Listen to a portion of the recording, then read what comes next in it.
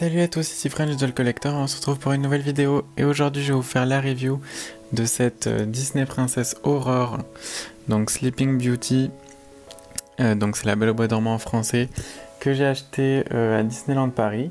Comme vous pouvez voir ici sur la boîte, authentique original Disney Park, donc c'est la collection des princesses Disney Park, dans laquelle il y avait aussi Ariel que j'ai qui est en robe de mariée, il y avait Mérida, Clochette, Cendrillon, Blanche-Neige, Réponse. Je crois que c'est tout, j'en ai peut-être oublié une ou deux.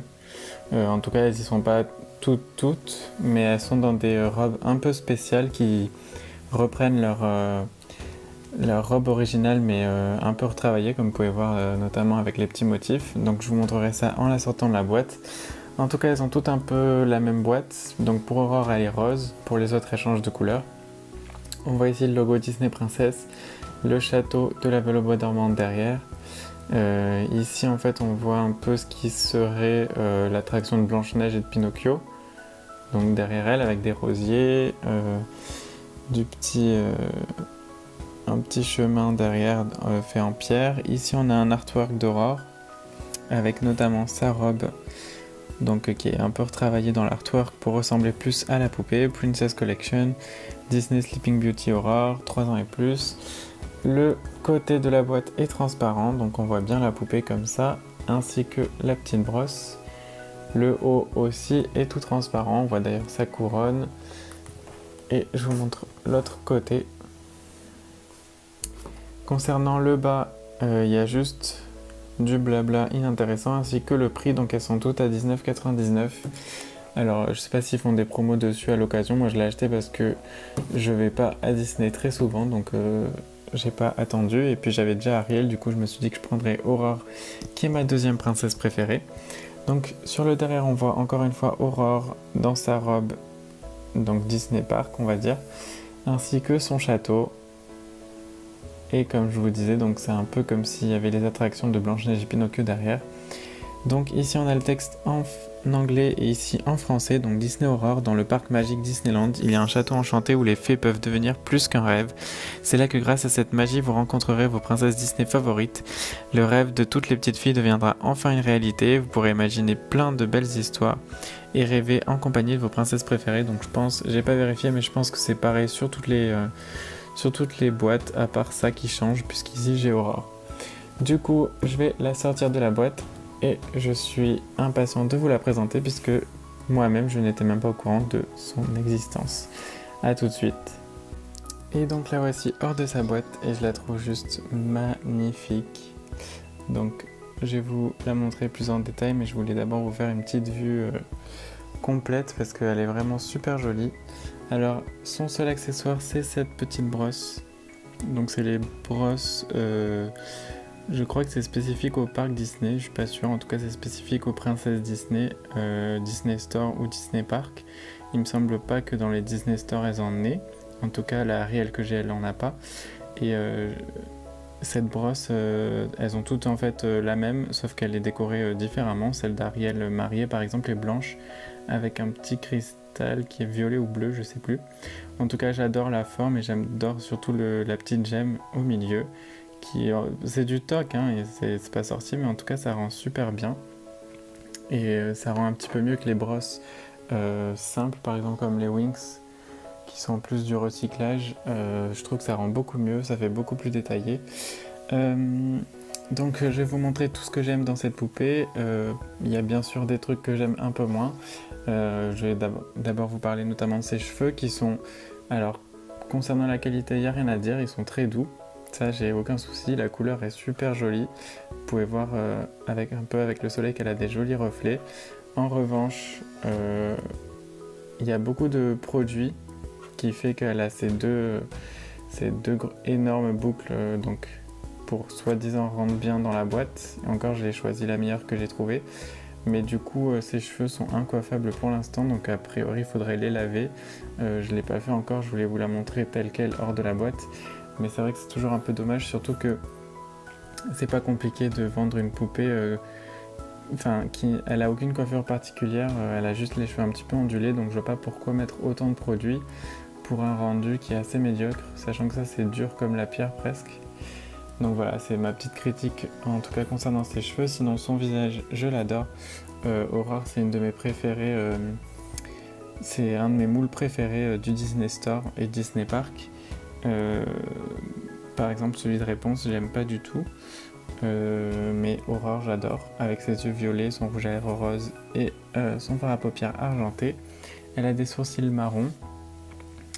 Pour le reste de sa coiffure, elle a juste une petite mèche ici, ainsi qu'une espèce de frange avec un élastique, donc c'est dommage qu'il soit visible. Et c'est dommage aussi que ici, par exemple, vous voyez, il y a une mèche qui tombe parce que ça n'a pas été super bien fait. Sinon, c'est bien parce que c'est fidèle à la coiffure qu'elle a normalement. Sur la tête, elle a cette couronne dorée, alors sans beaucoup de détails, mais qui est quand même super jolie. En tout cas, ça brille, donc ça fait illusion pour moi, enfin, ça me distrait, on va dire. Ce qui est bien, c'est qu'elle est assortie à son collier, donc collier qui est très fidèle à la Aurore qu'on voit dans le dessin animé, donc ça c'est super, parce que c'est vraiment le collier qu'elle a, il est très simple, mais c'est bien celui qu'elle a. Sa robe, donc dans l'ensemble, est super jolie. Alors pour ceux qui râleraient, oui, normalement dans le dessin animé elle a la robe bleue, blabla. Il faut savoir que dans le dessin animé elle a les deux robes. Alors originellement sa robe est bleue. C'est celle avec laquelle elle se fait piquer, etc. Mais on voit bien les deux robes dans le dessin animé et Disney a choisi de lui laisser sa robe rose pour que les petites filles ne la confondent pas avec Cendrillon, tout simplement. Ça n'a rien à voir avec le fait, oui, le rose c'est pour les filles, etc. Non, c'est juste pour que chaque princesse ait une couleur signature. Donc Cendrillon c'est le bleu, Aurore c'est le rose. La petite sirène, c'est cette espèce de vert turquoise, comme je vous disais tout à l'heure, là qu'on peut voir, cette espèce de couleur là. Tiana c'est le vert, Jasmine c'est le bleu turquoise, qui j'oublie, Réponse c'est le violet, Mérida c'est l'espèce de vert irlandais, enfin voilà. Elles ont chacune une couleur très spécifique, ce qui fait qu'il ne voulait pas confondre le bleu de Cendrillon et le bleu d'Aurore, donc voilà, c'était pour la petite page historique. En tout cas moi je l'ai pris en rose et ça me gêne pas parce que déjà j'aime ces deux robes, que ce soit la bleue ou la rose, et puis surtout j'ai la Aurore de Luxe Pack, donc qui venait avec Aurore, Philippe, Maléfique, les trois fées et le cheval, où elle a ces deux robes. Du coup ça me gêne pas parce que je peux mettre la robe bleue à ma deuxième Aurore et garder celle-ci en robe rose. Donc je vous ai parlé un petit peu de sa robe, mais je vous la montre en détail. Elle a deux manches transparentes, donc je sais pas si c'est de la tulle ou je sais pas comment on peut appeler ça. Donc c'est dans un rose très pâle qui va jusqu'ici. Ensuite elle a cette espèce de col signature, donc normalement il est blanc. Ici il est dans un rose. Après il faut savoir que c'est une robe inspirée de l'original, mais que c'est quand même une collection censée être plus originale que leur tenue basique, notamment à cause des petits motifs. Donc puisque j'en suis au bras, je peux vous dire qu'elle n'a pas d'articulation, donc je vais pas lui enlever sa robe, mais elle n'a pas du tout d'articulation au bras, elle peut juste les bouger à l'épaule. Enfin, je vais pas réussir avec le socle. Elle peut juste les bouger genre jusqu'à là et les lever, les baisser, etc.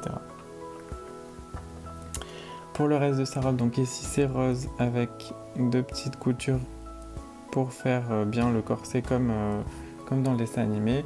Elle a des petits motifs, donc je sais pas trop ce que c'est censé représenter. J'imagine que c'est des ronces, parce que quand on voit mieux sur le bas, on dirait des ronces et des fleurs. Enfin, en tout cas, ça fait très plante, mais je pense que c'est des ronces puisque ça fait partie de l'histoire. Elle a ces petites, je sais pas comment ça s'appelle. On le voit aussi dans sa robe d'origine. Donc ça me choque pas, mais je saurais pas vous dire comment ça s'appelle. Si vous allez au Disney Park et que vous voulez cette poupée, d'ailleurs, faites attention parce que il y en a plein qui sont totalement ratés, comme je vais vous montrer ici. Vous voyez, elle a des petits défauts ici, mais il y en a que c'est beaucoup pire. Donc j'ai mis un moment à choisir mon Aurore. D'ailleurs, mon mec s'est assis le temps que je choisisse parce qu'il en avait marre. Mais c'est vrai qu'il faut faire attention aux détails parce que sinon ça rend beaucoup moins propre. Le reste de sa robe, donc c'est les deux côtés c'est rose avec des paillettes, donc beaucoup de paillettes. Je saurais pas dire si elles s'enlèvent ou si c'est des restes de la boîte, parce qu'en fait il y avait pas mal de paillettes dans la boîte et sur ses jambes, je vous montrerai après, mais quand je frotte ça s'enlève pas vraiment, donc je pense que c'était des paillettes mal collées, mais que a priori celles sur la robe ne s'enlèvent pas. Et donc bien sûr la partie avec des ronces.